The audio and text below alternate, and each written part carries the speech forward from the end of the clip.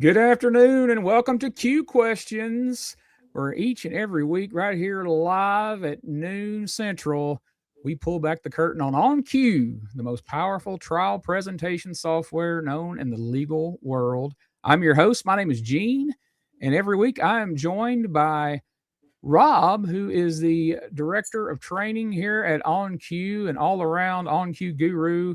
And we are here to answer your OnCue related questions. So if you're joining us via YouTube, welcome. You can add those questions right there in the chat and we will get those answered for you. And if you've joined us via StreamYard, activate your camera. We will bring you on screen and interact with you directly. Robb, how are you this week? What do we got going?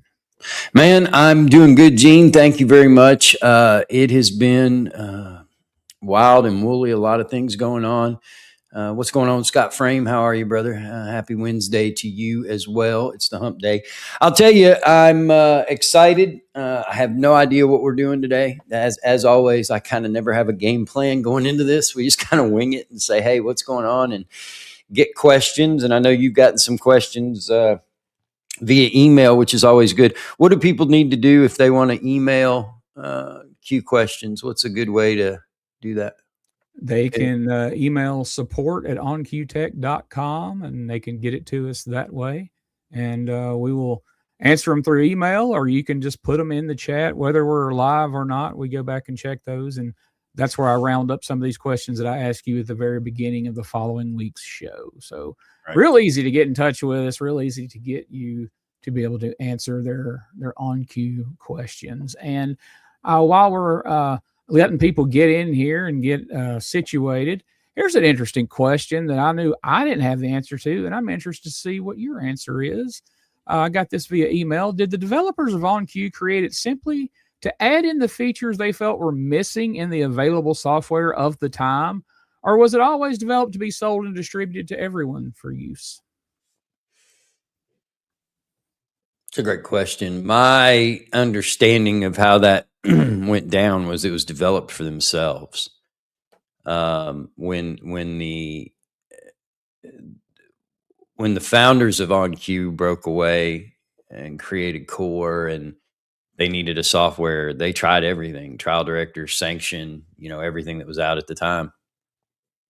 And I think they just decided to build something on their own. And after they got it done, it was like, hey, this is something people may want.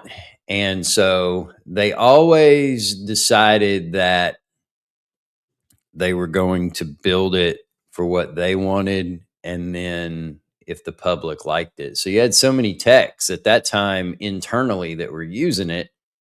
That was how the development went. It's like, what do we need? What tool do we need in court? And how do we use that? And so that's how OnCue was developed, is just based on what they wanted and what their preferences were. And then it just kind of went from there and then snowballed out. I mean, that's awesome. I mean, they saw a need. There was something they wanted, and didn't sit back and wait for somebody else to create it. They're like, hey, let's go do this. And the short period of time that I've been here at OnCue, I've seen that is the way of the company, man.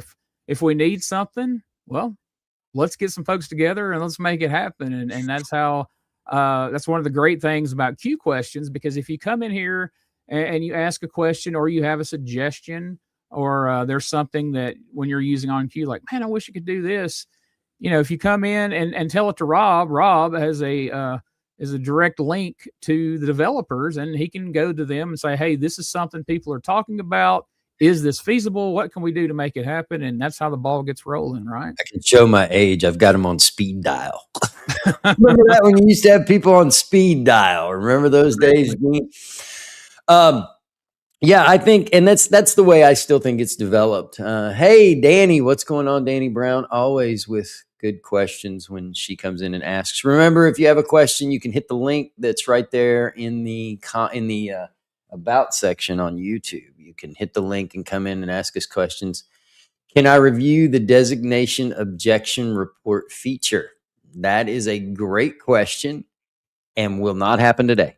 That would be a good, that would be a good thing to cover next week. That's a great one, Danny. That's a good one for me to cover next week, because there's some setup involved in making sure that you have all the right files and that everything's in place to be able to do that. But that gives us our topic for next week, Gene, is going to be the objection report feature. I'm writing it down right now. And I'm going to tell you right now, I am so not the best at it. And so what we are going to try to do is reach out to someone in support. I know some people that are really good with OnCue, that are good with objection reports. And so we may be able to get them in here and come give a little lesson next Wednesday. And as a matter of fact, I'll be honest with you. I'll tell you what we're going to do. I was looking at my calendar, Gino, and as you know, you and I were in, Corey Allen's got a question too that we're going to come up to, but you and I were in DC. Well, they've asked us to come back. And so, and not in a bad way. They want us to come back. And so another crop of people, we're going to go over and do some training in DC next week. And so next week's show won't be live. It's going to be pre-recorded. And so we'll do the objection reports on that. I think that would be the way to go. All right, here we go. Corey Allen. We've recently had some techs run into issues of black frames appearing between designation segments. Toggling the playback renderer option seemed to fix the problem, but can you go into a little more detail about what the issue is and why enhanced video renderer is not the default? What the issue is, I cannot. I wouldn't know why that's doing that. You know, there can be a host of things that could cause that. Why the enhanced video renderer is not the default is because you don't always need it. Of course, this can be anything from a graphic driver update. I know Nancy harps on that a lot about updating these drivers, whether they're NVIDIA or whatever, Intel or NVIDIA, upping those drivers and making sure that you have the latest and greatest. It used to be, it was always a driver that you needed and they never updated as much. But now with all the new video, with all the way the new video is being shot, the way it's being encoded, it all needs something different. And so when you get it in, you may see where you have a renderer inside of your machine that's automatically on your GPU. If that's not enough, then that's when the enhanced video renderer kicks in. But if you don't need the enhanced video renderer because your graphics card, that GPU is already up to snuff, then why would you have it on to take system resources? There's no reason to take those system resources. So we put it in there to correct problems like what Corey's having or his techs are having. If that's the fix to the problem, great. Why is it the problem to begin with is what we're trying to get to here. The answer is I don't know, because I don't know every graphics driver, every graphics card. They're all different. They're all different. They're made up of different stuff. And so you just don't know until you can break down and analyze all of those pieces in the same environment. Because, Gene, you can have two laptops. I swear to you, you can have two laptops come off of the same line, the same assembly line, and be different. Yeah. They just something is different. Whatever that is, something is different. Yeah. So that's why we don't want to overload you and bog you down at jump with features that you may not need because your equipment is good enough or your drivers are definitely updated. But you also don't want to say to somebody, well, hey, your graphics card's crap. But that's normally not the problem. I mean, the GPU is normally not the problem unless you just have old, antiquated equipment. You know, it's normally going to be something driver related. And there have been times that, you know, you can choose between using an internal driver, which is going to be that Intel Iris or Intel whatever, or you can use your discrete graphics card, which is going to be your Radeon, your NVIDIA, your whatever graphic card you have. You can choose which one to use. And I'm going to tell you, if I'm just pulling lightweight work, I don't care that it uses my Intel internal graphics card. What do I care? And so to have something as an enhanced video renderer right there would not be the default for that very reason, that I don't want to add more system resources. Makes a lot of sense. I think it's a good question. And let me say something too. I know Corey. I've known Corey for years.